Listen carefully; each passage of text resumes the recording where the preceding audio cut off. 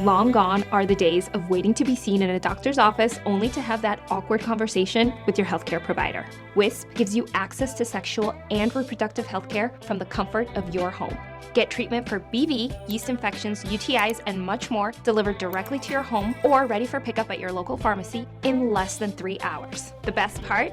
Wisp is discreet, convenient, and you don't need medical insurance to receive care or prescription medication. Visit us today at hellowisp.com.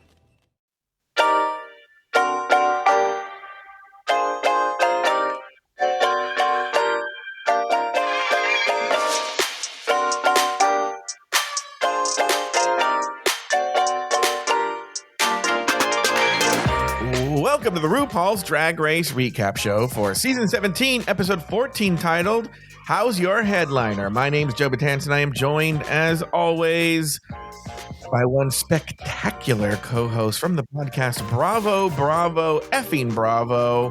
Please say ding, ding, ding, ding.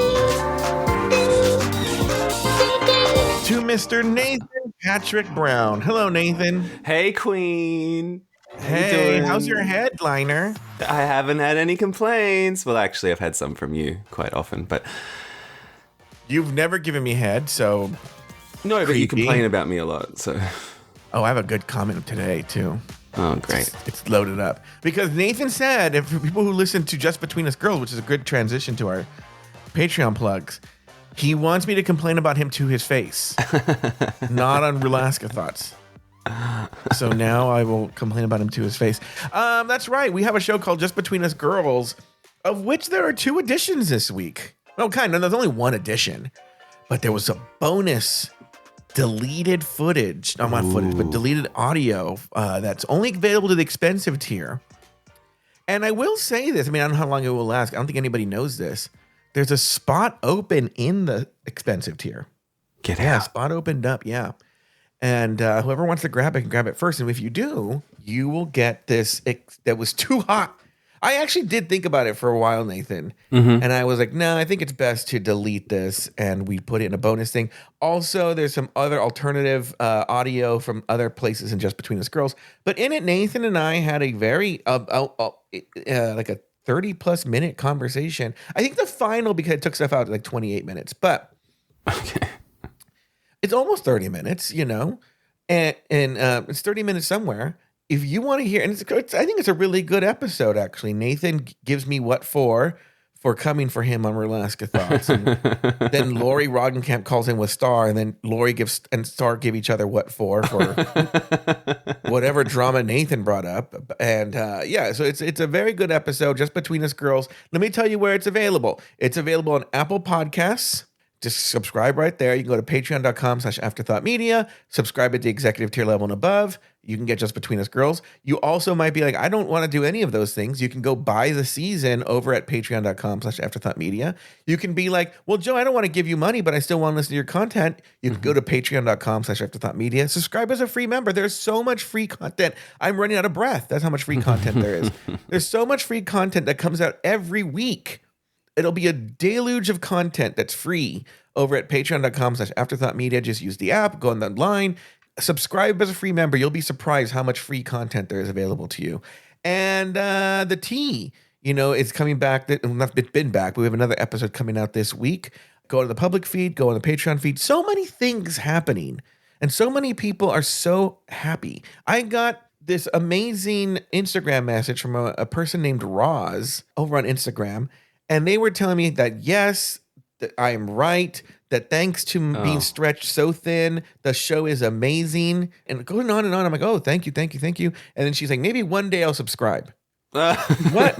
One day? Do it now. What do you want, Roz? Yeah, what do you want, Roz?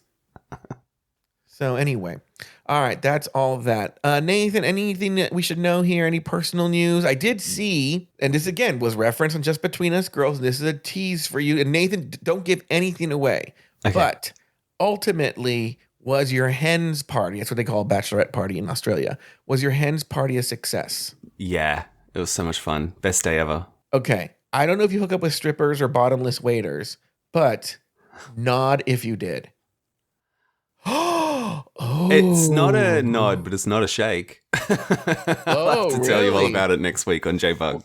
Oh, well, yes. That's the promo if I've ever heard one. And by the way, it's not for his story. It's the fact that he has a story. Fuck off. Okay. Here's what we're going to do. We're going to take a break. When we come back, we are going to actually talk about whatever there is to talk about in this episode. We'll be back right after this.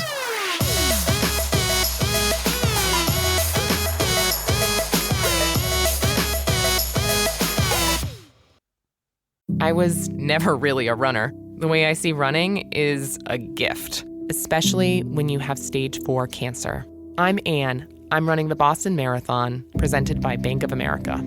I run for Dana-Farber Cancer Institute to give people like me a chance to thrive in life, even with cancer. Join Bank of America in helping Anne's cause. Give if you can at BofA.com/supportAnne. What would you like the power to do? References to charitable organizations is not an endorsement by Bank of America Corporation. Copyright 2025. This episode is brought to you by Indeed. When your computer breaks, you don't wait for it to magically start working again. You fix the problem. So why wait to hire the people your company desperately needs? Use Indeed's sponsored jobs to hire top talent fast. And even better, you only pay for results. There's no need to wait. Speed up your hiring with a $75 sponsored job credit at Indeed.com/podcast. Terms and conditions apply.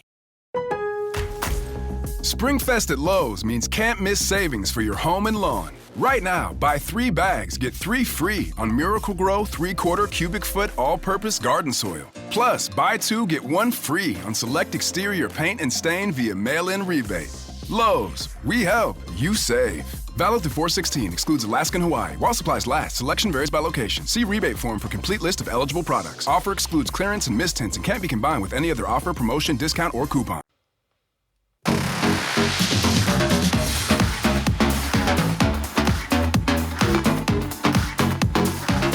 And we are back. This week, the girls make their best efforts to happen in Vegas and stay in the competition. In the end, Jewel Sparkles was named the winner of the challenge, while Sam Star and Susie Toot were placed in the bottom 2. After a lip-sync battle for their lives, Sam Star was told, "Shantae, you stay," while Susie Toot was asked to sashay away. Nathan Patrick Brown, what did you think of that lip-sync, and did the right queen go home?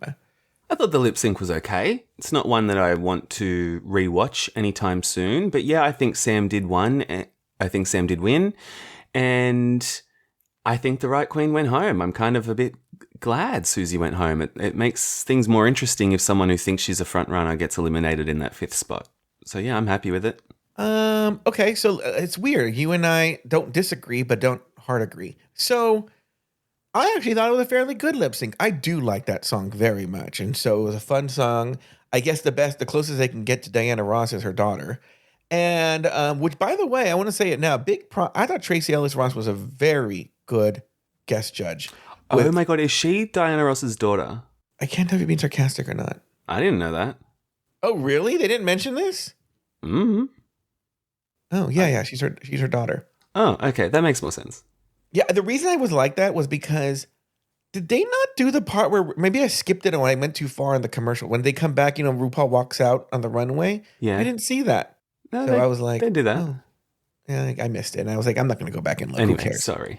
I'd never talk about that part. Anyway, she was a great guest judge. She had some things. I'm like, that's a really good way of describing that. So go Tracee Ellis Ross. I thought she was a really good guest judge. Very good insight. But that said, I like that song. I like that number. I think they both did a really good job with that number. I thought it was fantastic. I actually was like, this is a tough one-ish.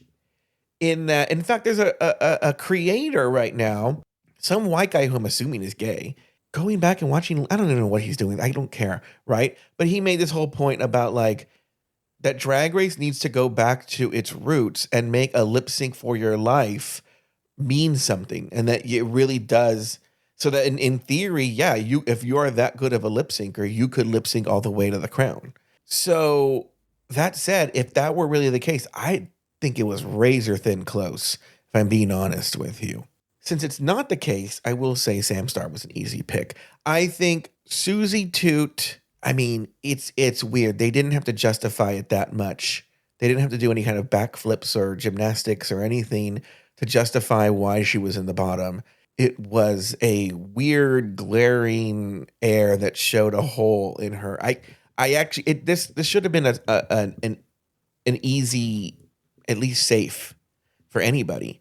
And I can't believe she really fumbled this. Really fumbled this.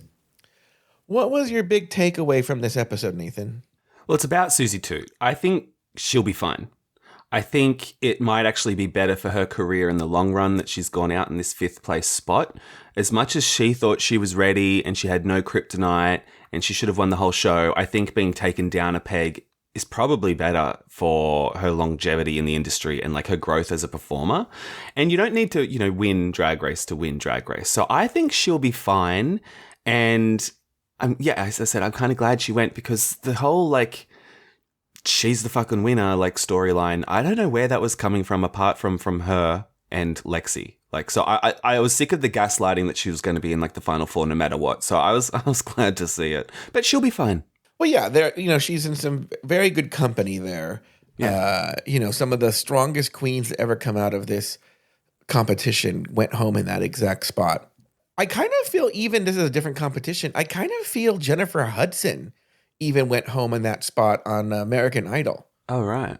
Yeah, and she was a big shock elimination as well. Yeah, so she's in good company. That said, I don't know. I know Susie Toot tries to see herself as a Jinx Monsoon type, but I don't think she has that much range. If I were her, I would take a few years, grow up a little bit, get some gravitas, and then come back to All-Stars. I hope she doesn't do All-Stars too soon because I think she needs some more years under her belt. Maybe a little, not that she's crazy, obnoxiously arrogant, but she could use some humility because she was strutting around that workroom like pretty much it was a foregone conclusion that she was at least going to make it to the finale. Yeah. So I'm sure this must have been a devastating blow to the ego. I don't know why. And like you, I don't really quite know why she got that. I think, she had a couple of wins early on, but in some very key moments really flopped. Snatch game being first and foremost. Yeah, and if you bomb Snatch Game, it's very rare that you win. Is Evie Oddly the only person that's actually won after bombing Snatch Game? Oh, did Evie bomb Snatch Game? I don't remember. Yeah, she did. Yeah. Yeah, so, I don't know where that narrative really came from. And also, when they're like, Susie, I see big things for you. I see Broadway in your future. I was like, wait, does she even sing? Is she even that talented? I mean, she did a little tap number. I don't know. I think that this Susie Toot, again, I get where she's coming from. I didn't really see the Jinx Monsoon of it all. Jinx Monsoon, you could see. You could see Jinx Monsoon in these roles on Broadway. It seems like a natural fit for Jinx to go on Broadway. I never saw any evidence that Susie could do this. Yeah. That's what's so interesting to think about Susie and her mother is honestly Susie's mom's personality that we saw on the show, at least, was a little surprising because Susie has the personality of a kid who's always been told that they're super funny or super talented from their mom. They're the most funniest, smartest, most talented kid ever. Yeah. She has that kind of personality. And yet her mom didn't seem to be that kind of person. So I don't know where she gets this confidence. Beats me. So yeah, what's your takeaway? I don't know. I think my takeaway is I don't really have a big takeaway. This episode is so paint by numbers. And it's not the fault of the show. We were when we were coming on, we're doing this show live. By the way, another Patreon feature that you have is you can listen to these shows live. So right before we were going to go live, one of the listeners, Andrew, said, "Oh, I'm glad to hear the recap because I couldn't make any sense of this episode." And I think, if anything, this episode makes the most sense. It's so, you're going to do this, you're going to do that. We don't care. We're just stitching together an episode. We're going to make things go long. We're going to do that horrible judges critique where everybody gets praised, no one gets critiqued. And tell you why you're such a wonderful human being on the stage. And it's a weird, to me, this is one of the most predictable episodes that they do is this 5th place episode. I think you're right in saying that it was stitched together in that they were given all these little tasks to do, but we didn't actually see a lot of the behind the scenes stuff. Like we didn't see them learning the dance. We didn't see them filming the promo videos. So like it's not traditional in that sense that we see everything. And also like, I don't know, I kind of wanted like a big... Yeah, that's the thing. It was probably boring. So like, yeah, cut it out. But like it would have been... I don't know. I would have preferred an episode where it's like an actual girl group challenge and they write lyrics and they do a verse, but instead it was just this horrible, like, well, actually not too horrible, but, you know, like a vapid number about a gift shop that they just danced to, which didn't make any sense or have any purpose, really. Yeah, okay. I mean, I'm just like, you know, by this stage in the competition, I guess I'm being like I'm assuming, maybe I'm just being totally obnoxiously self-involved here, but I'm assuming that I have my finger on what the audience kind of thinks of this episode. I think we're all kind of over this season. You know, one of the things we know about the next episode is it's a Lollapalooza, and I've seen discussion on Reddit and online of people saying like none of these girls could lip sync. Yeah, I'm wondering about that too. I don't know who the lip sync assassin is that's in there. Last year we had like Maddie Morphosis, Love Dion, or what's her name again? Morphine and the Flips one. But then we also got super surprised by Megami. So if there's like another surprise like lip sync assassin in there, that'll be really fun. But then if there's not, it might not be so fun. Yeah, so I mean it'll be Lollapaloozas are always fun anyway, so it'll be fun. Yeah, it's just, to me, this episode is just like they're just landing the plane and it's just a routine landing. So because of that, there's not going to really be any big giant takeaways because there's not really much meat on the bone here. Mm-hmm. Like, we've pretty much gnawed everything off of this episode. With that said, why don't we say goodbye to our public feed people? Bye. Bye. And then we will dive right into the episode. You know, I was telling Nathan yesterday that I want to get to this episode. I'm not going to get into the story. I'll get into Just Between Us Girls. I Googled myself. And one of the posts that comes right up is a Reddit post from a couple of months ago where the person was mad, Nathan said. I didn't read it. But it's just that person that emailed and you read it out on air like in week 2. So it's like it wasn't that bad. Yeah. But the point is that they thought all the hosts were heterosexual. I don't know. That was someone who commented and said, "You listen to that straight guy and all his straight friends." That's pretty fucking funny. Did anybody come in there and say they're not straight? No, someone just commented being like, "Wait, he's straight?" Yeah, exactly. I don't. It's not straight. Talking about. So, all right. Anyway, after the After the non-elimination, the girls walk into the workroom to celebrate their top 5 status. Double Shantae and Sam Star's win. The next day, the girls walk into the workroom ready for the next challenge. This week, the girls will audition to star in RuPaul's Drag Race Live at the Flamingo, Las Vegas. The contestants will take attention-grabbing publicity photos. Can't talk. Shoot promotional videos and sit for an interview with Latrice Royale. On the main stage, the girls will also perform RuPaul's song, Gift Shop. I'm trying to find a place to stop for discussion. Okay. In the workroom, the queens get to work writing their promo videos. Later, the girls go to the set to have their photo shoot directed by RuPaul.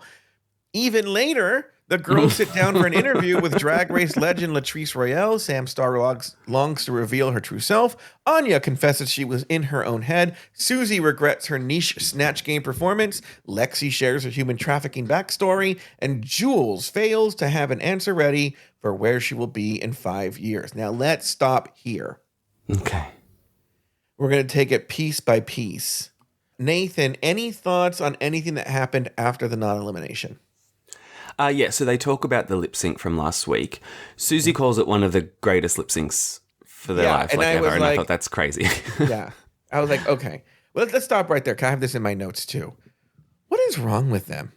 I don't know. Because to me, it's just this is what it is this cast is so we're getting to that point now where it feels like New Year's Eve. Here's what I mean. One of the reasons I hate New Year's Eve is I feel I don't go out on New Year's Eve anymore. I refuse. And part of it, a big chunk of it is this reason, is the energy is full of all these people who are like, it's New Year's Eve. It has to be fun. We have to have a great time. It has to be like the most special night of our lives. We're having it's New Year's Eve. It's New Year's Eve. Yeah. Right? And there's that sort of like desperate energy to have an iconic evening. Uh-huh. And I don't know about anybody else. I've had some iconic New Year's Eves, and every iconic New Year's Eve did not start out trying to be iconic. I've had New Year's Eve where people are trying to be iconic, and I don't remember them. Mm-hmm. So it feels like this season is trying desperately, and we can just feel it. It's palpable to be this iconic season. They want to go down with seasons, 4, 5, 6. I'll even throw in 7, 8, 9, 10. They want to be one of those seasons, and in doing so, it's like, no, girl, you're giving season 13 energy on a good day. I don't even know who won season 13. If I'm being honest with you. Evie? I don't know. No, Evie's 11. Oh, okay. Well, I have no fucking clue then. Which one is Willow Pill the winner of? Oh, maybe 13 or 14. All right. I don't. All right. So, greatest lip sync ever? No, it was totally fine. Totally fine. And it sort of sounds like Jules didn't do a reveal on the runway because she was saving it for the lip sync because she's like, I knew I would be in the bottom. But I wonder if she would have been in the bottom if she did do the reveal on the runway. Like, wasn't that what was dragging her down, her outfits? So I don't know if she's being like smart in that instance or not. Smart. I think she's looking past that. You see, I think you're coming at it from a very like, this is fair point of view. You have to understand, Nathan, this is an evil corporation. Oh, here we go. That is masterminding the world. And so, no, I think she saw the writing on the wall, the way the producers were talking to her, that she was going to be in the bottom. So I think she was doing the math. Well, that is smart, yeah. Yeah, she was doing the math. She goes, there's only 5 of us. This person, Sam's mom is very charismatic. She's going to crush it. Onya, they love her. She's going to crush it. Even though it was her against Onya, wasn't it? Yeah, it was. Yeah. But she's probably looking, going like, okay, maybe Onya, maybe me and Susie. But it's going to be, the odds are it's going to be me. Mm-hmm. So I think that was really smart. Okay. Any other thoughts? No. So I had forgotten that Sam won last week. Yeah. And then he comes in and he's like eye rolling that there was a non-elimination. And I was like, well, that's kind of shitty of him. I forgot that he'd won. And that's kind of shitty of him. And then he'd go, oh, and congrats, Sam, for winning. And go, wait a minute, that's even extra shitty. You fucking won and you're mad that someone didn't go home? Uh-huh. And then she's like, and then she goes, this is my favorite part. This just shows you what an obnoxious little shit this Sam Star is. She goes, rebounds of all rebounds. I'm like, you were in the bottom once? And you went up against Lana Del Rey?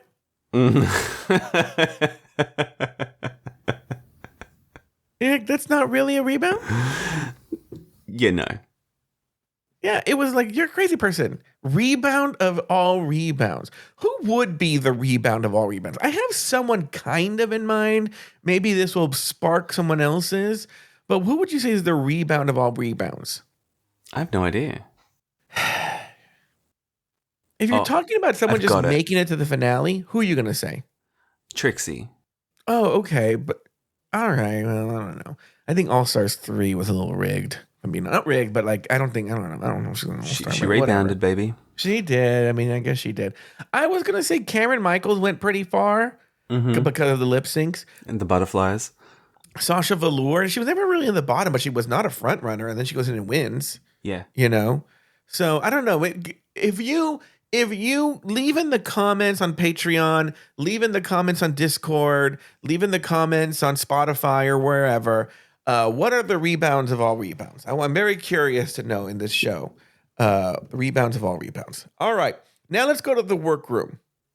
The girls have gotten the challenge. Now they're in the workroom. They're working on their video shoots, their photo shoots, their promos. Any thoughts here in the workroom, Nathan? They're trying to build the tension with the whole, like, at least one person is going home and then like, oh my God, she said at least. But I did not believe for a second that they would be eliminating more than one person this week. So that kind of went nowhere for me. It wasn't that I believed or didn't believe. I was like, oh, they're just giving themselves some wiggle room in case they're so bad. But yeah, I know what you mean. Yeah. And then when they're all talking about like what they'll do and what they'll wear for their promo videos and stuff, and Susie starts talking about like doing the whole anything goes thing, they were like Susie's problem is she thinks she's too smart for this show, and that she's so much smarter than all the other girls, and that her flapper tap dancing thing is the most interesting thing about her. But like for me, that's the worst part of Susie. And the girls are hinting that like it's not going to work, but because she thinks they're so dumb, that they must be wrong and she must be, of course, right. But like if she could have just like maybe read the room a little bit, she'd be like, maybe I'll put this anything goes little slip dress back on the rack and be a little bit more interesting. But this goes back to what we were just talking about. The overconfidence is crazy because, and it shows she's actually not that smart, because this is not the only time this has happened. Mm-hmm. She's probably thinking of one time with the tap dancing, or maybe there's something else I can't think of right now, where they were like, oh, don't do that, that's weird, and then it worked. But I can think of, just off the top of my head, there was Snatch Game, that didn't work. There was some other comedy thing she did that she thought was going to crush. Was it the roast or something? I think she was all right in the roast. What was the one where this Lexi got mad? Every episode. Whatever. Every single time they're like, I don't know if that's going to work. And she's like, just you watch. I know RuPaul. I know what I'm doing. And then she either is mid or not good. And so she has this, like, it's almost like she's like the living embodiment of the Dunning-Kruger effect. Is that what it is? The Dunning-Kruger effect? I don't know. I don't know. That's what I'm going to call it. Dunning-Kruger. Her drag name should be Dunning-Kruger because she thinks she's way better at this competition than she really is.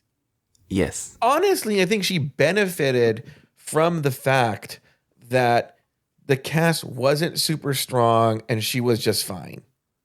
I think in a stronger cast, she would have gone home earlier. I thought she would be first out. We all did. Yeah. We all did, yeah. Any other thoughts on the workroom? God, not really. Not until we get to the photo shoots. Now we're at the photo shoot, right? Is that the next thing? Yeah. Yeah. Photo shoot. So the photo shoot, RuPaul's doing it. There's that guy, something Sanchez, doing the photo shoot. Any thoughts here? Yeah. Well, Ru was eating Jules up, which, like, when I saw that, I was like, oh my God, is Jules maybe like now one of the front runners? I was like, good for Jules. And then I also saw that he was having like so much more fun directing Onya and Sam and even Lexi a little bit. And that's when I could kind of tell that the rapport with Susie just like was lacking. And I thought, oh, she might be going home at this point, because that's when they were sort of making it obvious that, yeah, maybe Susie's not a front runner.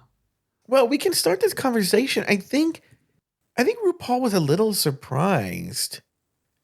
And it's actually surprising to me. Like, this isn't the 1920s. And what I mean is, I'm going to go backwards on this. But so RuPaul asks her, have you been to Vegas? She says no. And that could have been because, again, it's not the 1920s. Vegas, okay. Nathan, have you been to Vegas? Actually, I mean, honest. Yeah. Okay, but before you'd been to Vegas, I feel like there's a Vegas vibe that is so famous that you don't have to have been to Vegas to get the Vegas vibe. Am I wrong? No, you just have to have seen like Ocean's 11 or like the episode of Friends where Ross and Rachel get married at a fucking chapel. Like, you get the vibe, right? Yeah. And so even just being aware of pop culture, which Susie, that's sort of Susie's thing, is she's aware of pop culture and old-timey pop culture. You have the Rat Pack, you have Elvis, you have Liberace, you have Siegfried and Roy. So many like old-timey things that make up the image of Vegas, right? She could have, what's funny is Susie's all into being old. She could have done an old-timey take on Vegas. Which Vegas loves that shit. They constantly eat that shit up. No, and it's odd. It's a very, very odd. And I just saw an interview with her, and I really, truly don't think she understands Las Vegas, which is, by the way, not a hard concept to understand. Well, and they've been pushing this RuPaul's Drag Race Live in Vegas for the past few seasons and, like, filmed the finale in Vegas a couple of years ago. Like, she should at least know what that product is. Because I saw in an interview that she did with Vulture that they asked her about any regrets or something like that. And she was saying that before she came to LA, she was trying to see what she could fit and not fit in her luggage. And there was a hat, a red hat with a big feather coming out of it, that she was like, should I pick it? Should I not? I'm not going to take it. She didn't take it. She's like, oh, but if I would have taken it, then I would, like, basically, she didn't say she would have won, but that was the insinuation. It would have been cunt. And she described what she would have worn. And I'm like, no, that still wouldn't have been Vegas. Mm-hmm. Like, it's weird that she truly does not understand. Like, honestly, if I'm being totally fucking honest. Let's say I'm Susie Toot. I don't know a shit thing about Vegas, right? Mm-hmm. Which, by the way, one of the great things about being quote unquote Vegas is you could be on the fucking nose as much as you want and you'd still be there, right? Yeah. You can be on the nose with Vegas. It's like, I don't know anything about Vegas. What do I do? Who was that one drag queen that was not very good, but she was really hot as a boy? And literally every fucking goddamn look was like a showgirl look. Kahana Montrese. Thank you, yeah. Her whole thing was being from Vegas. Yeah. Just go like, what did Kahana Montrese do? Right? That's Vegas. Kahana Montrese is like Vegas. Just what did she do? Every fucking goddamn. It's like going like, I don't know anything about muumuus. You're like, well, I don't know anything about muumuus, right? Oh, you know what I'm gonna do? I'm gonna look up Honey Mahogany. Every fucking goddamn look that fucking bitch did was a goddamn muumuu. All right. That's so like that's why I don't understand. It doesn't make it doesn't compute. Because anything goes is the opposite. It's the exact opposite of anything Vegas. Went all right. She went right out the door. Yeah, and like in her video, she even like was like, there was lots of sailors, and I was like, are there even sailors in fucking RuPaul's Drag Race Live or in Vegas? Water. Like, no. There's not even water by RuPaul's Drag Race. She's fucked. It's so weird. I think she must have run out of clothes. Like why would she wear that? I don't know. It really that's why like everyone's like, oh my God, I can't believe she. No, it makes total sense why she went home. Mm-hmm. Total 100% sense. I mean, it reminds me of you don't follow American sports, but and this is the only thing I know. But Tom Brady was the quarterback of a team called the New England Patriots. And there was a season where they went undefeated the entire season, Nathan. The entire season they went undefeated. And then they went all the way to the Super Bowl. All they needed to do was win that last game, and they would have been like, I think the tie with the Miami Dolphins for the most wins, right? Going undefeated all the way to the Super Bowl. And they choked on the Super Bowl. They choked at the Super Bowl. Didn't win. This is Susie Toot. She just needed to be fine. She needed to be safe, and she would have gone to the finale. And she couldn't pull that off. So at the end of the day, yeah, she shouldn't be in that finale. Yeah, no, you're right. And the rest of them did really well. Like, they at least had like good energy. They looked good. They looked Vegas. I mean, Lexi got in her head because she always gets in her fucking head. Like, that's her thing, getting in her head for no reason. But other than that, she pulled through, and they all performed adequately. And then you had Susie. Yeah. All right. Latrice Royale. The conversation was Latrice Royale. Well, I think getting Latrice to do this was like a fun touch. I don't think she's like the next Graham Norton, but she was fine. Do you want to go through them one by one? No, just any standouts. Oh, well, I mean, Lexi got human trafficked. Well, some of them had some boring stories. I mean, she got handcuffed to a bed for 48 hours, apparently. So, like, that's kind of insane and interesting. All right. On the main stage, Jewel Sparkles was named the winner of the challenge, while Sam Star and Susie Toot were placed in the bottom two, forcing them to face off in a lip sync battle for their lives. I brought in the public feed. The song "Love Child" by Diana Ross and the Supremes. In the end, Sam Star lived to see another day, while Susie Toot was asked to sashay away. Nathan Patrick Brown, any final thoughts on the episode? Ross Matthews looked like a handmaid. Oh, he looks horrible. That's about it. I have a few that I'm going to do bullet style. I'm running out of time. One, bullshit that Michelle didn't know already sold the Jules jokes. It's just fucking, I hate when they just don't mention it. You don't have to mention it. Just be like, oh, okay. All right. She knew. Either she's a terrible producer because she has herself as an executive producer on the show, or she's a liar. I think more she's just highlighting the fact that Jules didn't bring it up on the main stage when she could have. I think they knew. Lexi. Okay, this is what, Lexi was sex trafficked, right? So I love how Lexi's like, I was sex trafficked. It was horrible, blah, blah, blah, blah. And then Ross is like, you look like a hooker.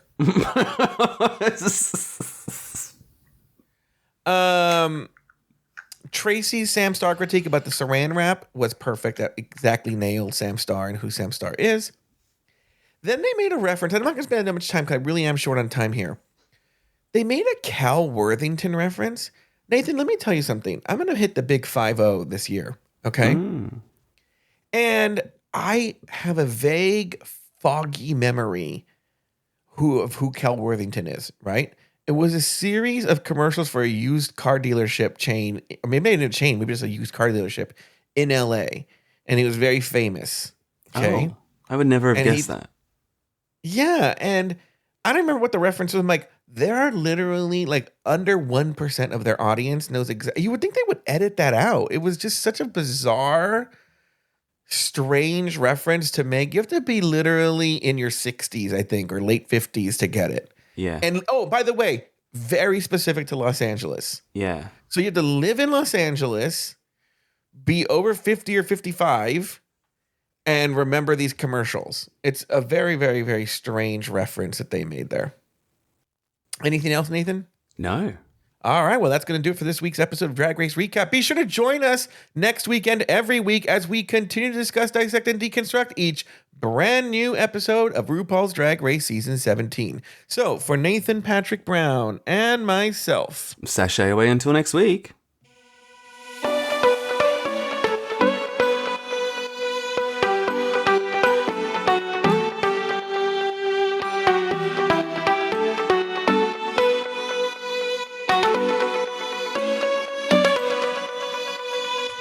Thank you for listening to Drag Race Recap. Have something to say? Leave us a voicemail at speakpipe.com/afterthoughtmedia.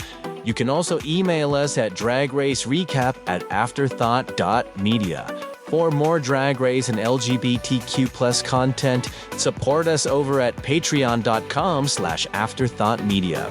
This podcast was produced by Luke Stamen. You can follow Nathan Brown over on Instagram at NathanBrown90.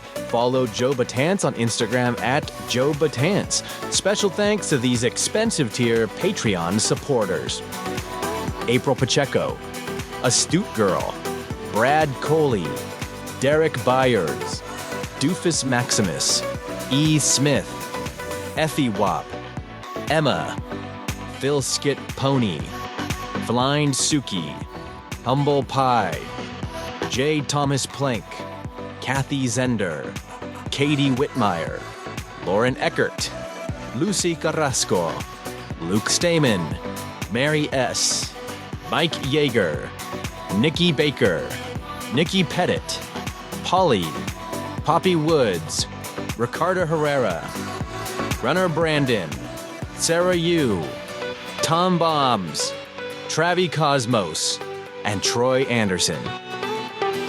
Drag Race Recap is an Afterthought Media podcast.